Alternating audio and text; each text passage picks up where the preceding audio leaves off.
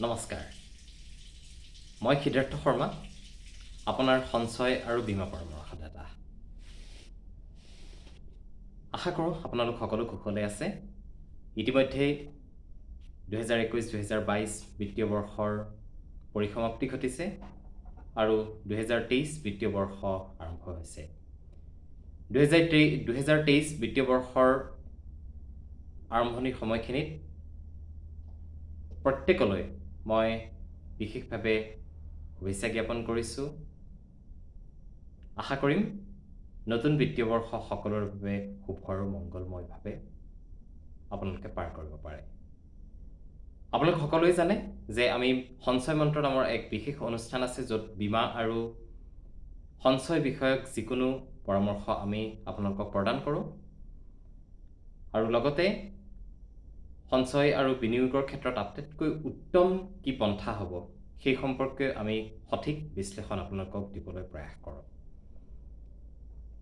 নিশ্চিতভাৱে আমি আপোনালোকক যদি তেনেধৰণৰ সহায় সহযোগ আপোনালোকক দিব পাৰোঁ, তেনেহ'লে আমি নিশ্চিতভাৱে ধন্য হ'ম।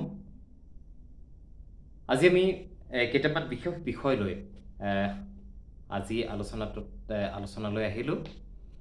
প্ৰথম কথা হৈছে যে আমি মাৰ্চ মাহত যেতিয়া অসমৰ বিভিন্ন ঠাইত যেতিয়া ঘূৰি ফুৰিছিলোঁ, তেতিয়া সততেই কেইটামান বিশেষ প্ৰশ্ন আমি দেখিছিলোঁ যে বিভিন্ন ব্যক্তিয়ে আমাক প্ৰশ্ন কৰিছিলে যে ভাৰতীয় জীৱন বীমা নিগমেই হওক বা অন্যান্য বিভিন্ন সংস্থাই হওক, যেতিয়া এখন ভাল আঁচনি লৈ আহে, সেই ভাল আঁচনিখন লৈ অহাৰ সময়ত আমি আচলতে কেনেকৈ ধৰণেৰে সেই আঁচনিখনত বিনিয়োগ কৰা উচিত।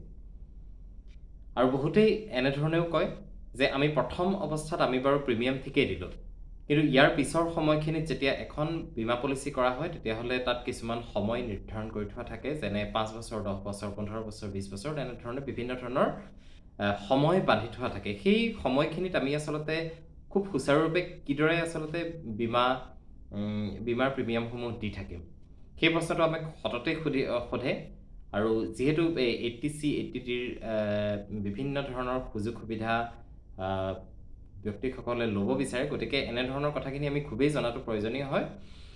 সেয়েহে আজি আমি আচলতে এই নতুন বিত্তীয় বৰ্ষৰ 2023 বিত্তীয় বৰ্ষৰ প্ৰথমতেই আপোনালোকৰ মাজলৈ আচলতে সেই কথাখিনি কেনেকৈ আপোনালোকে আজিৰ দিনটোৰ পৰাই আপোনালোকে যদি আৰম্ভ কৰে, তেতিয়াহ'লে কিদৰে সুন্দৰভাৱে আপোনালোকে এখন বীমা আঁচনি ক্ৰয় কৰিব পাৰিব আৰু তাত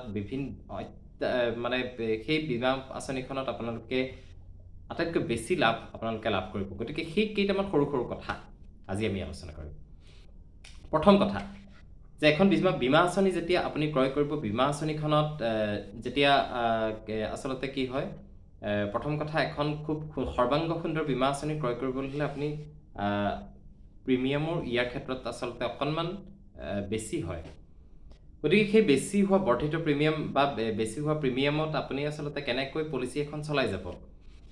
বহুতেই কয় মোৰ হাতত প্ৰথমতে টকা থাকে, আজিৰ তাৰিখত মই 50,000 বা 1 লাখ টকা দি এখন বীমা পলিচি কিনিব পাৰোঁ, কিন্তু ইয়াৰ পিছৰ বছৰৰ পৰা মই কিদৰে আচলতে ইয়াৰ প্ৰিমিয়ামসমূহ পৰিশোধ কৰিব পাৰিম, কাৰণ মই আজিও নাজানো যে মই সেই 1 বছৰৰ পিছত 1 লাখ টকা দিব পাৰিম নে নোৱাৰিম।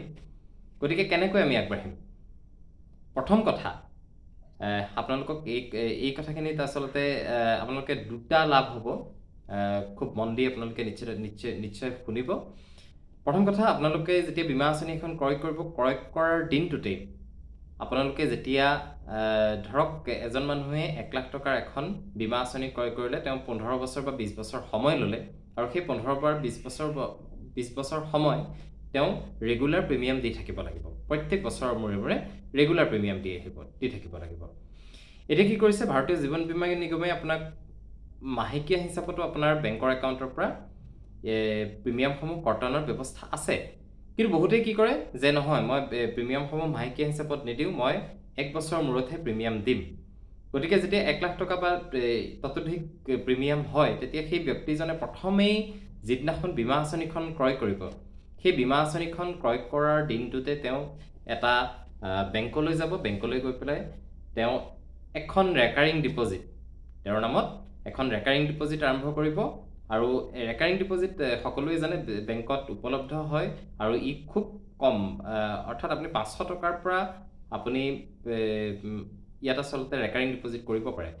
গতিকে এনে ক্ষেত্ৰত এজন ব্যক্তিয়ে যেতিয়া এটা ভাল পলিচি ল'ব, ভাল আঁচনি এখনত তেওঁ প্ৰবিষ্ট হ'ব, সেই সময়ত তেওঁ ভাল আঁচনি এখন ক্ৰয় কৰিব, সেই সময়ত তেওঁ প্ৰথম প্ৰিমিয়ামটো যদি তেওঁ ইয়েৰলি মুডত দিব পাৰে তেতিয়া খুবেই ভাল। আৰু সেই ইয়েৰলি মুডত দিয়াৰ পিছতে তেওঁ কিন্তু কি কৰিব লাগিব, কোনো এটা বেংকত গ'ল আৰু তালৈ গৈ পেলাই এটা ৰেকাৰিং ডিপজিট তেওঁ আৰম্ভ কৰিলে। সেই ৰেকাৰিং ডিপজিটটো কিমান দিনৰ কাৰণে কৰিব? 1 বছৰৰ কাৰণে। 1 বছৰৰ কাৰণে তেওঁ যেতিয়া ৰেকাৰিং ডিপজিটটো কৰিব, সেই ৰেকাৰিং ডিপজিটটোত প্ৰত্যেক মাহেই তেওঁ বেংকৰ একাউণ্টৰ পৰা এটা নিৰ্দিষ্ট তেওঁ যিটো নিৰ্ধাৰণ কৰি দিব, সেই নিৰ্ধাৰিত পইচা তেওঁৰ ৰেকাৰিং ডিপজিটত জমা হৈ থাকিব। আৰু এনেকৈ জমা হৈ যোৱাৰ পিছত যেতিয়া 1 বছৰ সম্পূৰ্ণ হ'ব, 1 বছৰ সম্পূৰ্ণ হোৱাৰ দিনটোত তেওঁ সেই টকাখিনি আকৌ তেওঁ নিজৰ বেংকৰ একাউণ্টত ঘূৰাই পাব। এতিয়া কথা হ'ল, সেই ব্যক্তিজনে যেতিয়া 1 বছৰলৈকে তেওঁ ৰেকাৰিং ডিপজিটখন কৰিছিলে, 1 বছৰ যেতিয়া তেওঁ মেচিউৰিটি পালে, সেই মেচিউৰিটি টকাখিনিয়ে কিন্তু তেওঁ জীৱন বীমা বা তেওঁ যিখিনি বীমা লৈছিলে, সেই বীমাৰ তেওঁ প্ৰিমিয়ামসমূহ তেওঁ পৰিশোধ কৰিব পাৰিব। আৰু এনেকৈ তেওঁ 2টা লাভ কৰিব পাৰিব, কাৰণ তেওঁ ৰেকাৰিং ডিপজিটখনতো এটা বিশেষ ইণ্টাৰেষ্ট ৰেট তেওঁলোকে লাভ কৰিলে, আৰু তাৰ লগে লগে যিখন জীৱন বীমা আঁচনিখনতো তেওঁ কিন্তু সেই একেই সুদ তেওঁ লাভ কৰিলে। আৰু কেৱল সিমানেই নহয়, কেৱল সুদেই নহয়, এই বীমা আঁচনিসমূহত বোনাছ, ফাইনেল এডিশ্যনেল বোনাছ, বিভিন্ন ধৰণৰ সুবিধা লাভ কৰে। আৰু আটাইতকৈ ডাঙৰ কথা, জীৱন বীমা ক্ৰয়ৰ আটাইতকৈ ডাঙৰ কথা যে এজন ব্যক্তিৰ যি ক্ষতিশংকা, সেই ক্ষতিশংকাখিনি কিন্তু জীৱন বীমা কোম্পানীটোৱে লোৱাৰ বাবে তেওঁলোক দায়বদ্ধ হয়। গতিকে আপোনালোকে পলম নকৰিব।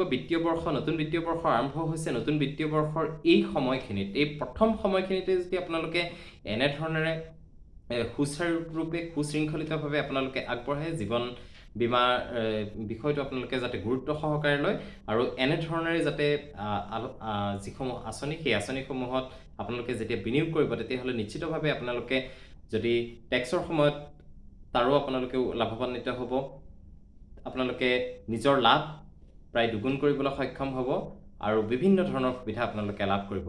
আৰু সকলোৱে জানে ATC, ATDৰ সুবিধাসমূহ সকলোৱে জানে। গতিকে নিশ্চিতভাৱে সেই ব্যক্তিজনে ATC, ATDৰ অধীনত সুযোগ সুবিধাখিনি কিন্তু লাভ কৰিব পাৰিব। গতিকে পুনৰ কৈছোঁ, আপোনালোকক বিত্তীয় বিষয়ৰ যিকোনো সমস্যা আমি আপোনালোকৰ সমাধান কৰাৰ যত্ন কৰিম। আমাৰ সঞ্চয় মন্ত্ৰ সকলোৱে জানেই। সঞ্চয় মন্ত্ৰ আমাৰ ফোন নম্বৰ হৈছে 9435436670। মই পুনৰ এবাৰ কৈছোঁ, 9435436670, 9435436670। নিশ্চিতভাৱে আপোনালোকক এনেধৰণৰ বিভিন্ন ধৰণৰ যদি আমি সহায় কৰিবলৈ পাওঁ, তেতিয়াহ'লে নিশ্চিতভাৱে আমি অত্যন্ত আনন্দিত হ'ম। গতিকে আজিলৈ বৰ বিশেষ দীঘলীয়া নকৰোঁ, এই কথাখিনিকে ক'লোঁ, আৰু সকলোলৈকে ধন্যবাদ জনাই আজিৰ এই বিশেষ অনুষ্ঠানৰ পৰা সকলোৰে পৰা বিদায় মাগিছোঁ। ধন্যবাদ।